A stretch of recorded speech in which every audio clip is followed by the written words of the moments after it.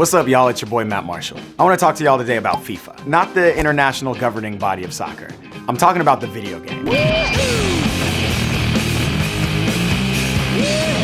Growing up in America, soccer wasn't really in your face, especially in the black community, so you couldn't really connect with the players and the idols like you can today. But FIFA bridged that gap. Playing the game, I learned their names, I learned positions, I learned who I liked to play with, who I idolized, all of that.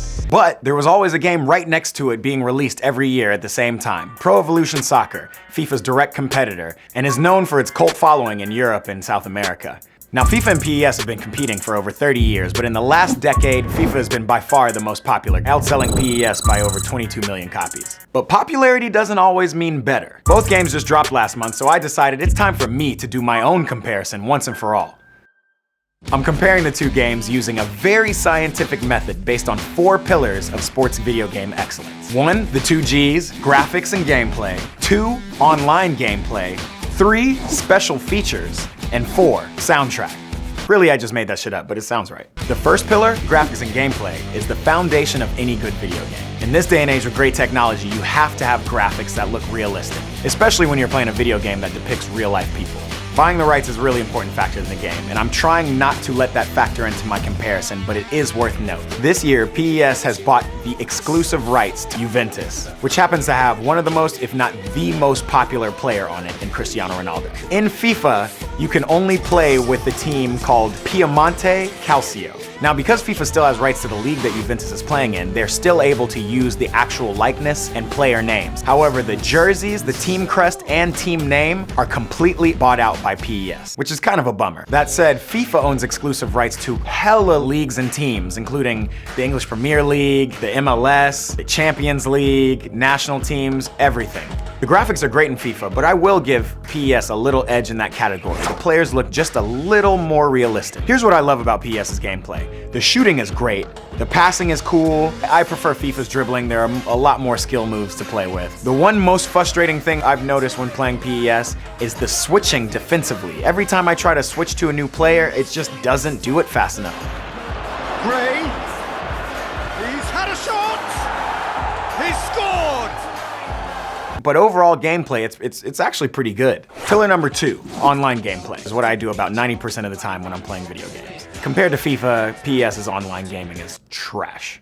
I don't know if it's because PES doesn't have enough people playing it, but sometimes when I try to go online, I cannot find one other person to play against. So I'm gonna have to give FIFA the edge in online gameplay. Let's move on to special features. Volta Football. Volta Football is amazing. Small-sided games, anything from 3v3, 4v4, 5v5 to futsal, and you can play online. It's literally a reincarnation of all of my favorite elements of past FIFA games. You can take a pro, you cannot adjust any of his stats, only physical stats like his height, his weight, his face. You can make him look like you, put a little mohawk on him, whatever, which almost mirrors Virtual Pro, what they did in FIFA 2012, only you could take a photo of yourself, upload it to the server, and you would literally be playing with yourself. That was dope.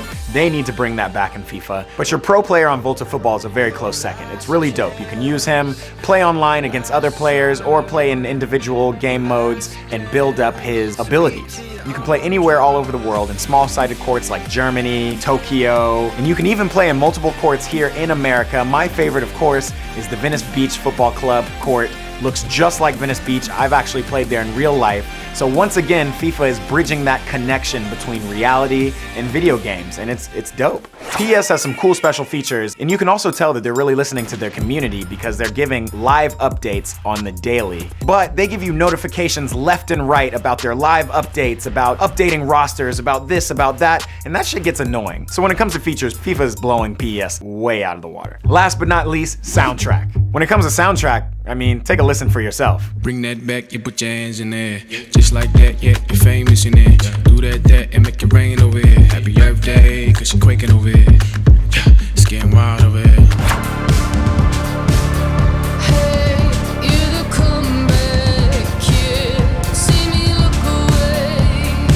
So there you have it. Call me biased, but FIFA's not only winning the war in sales, they're definitely a better game. You agree?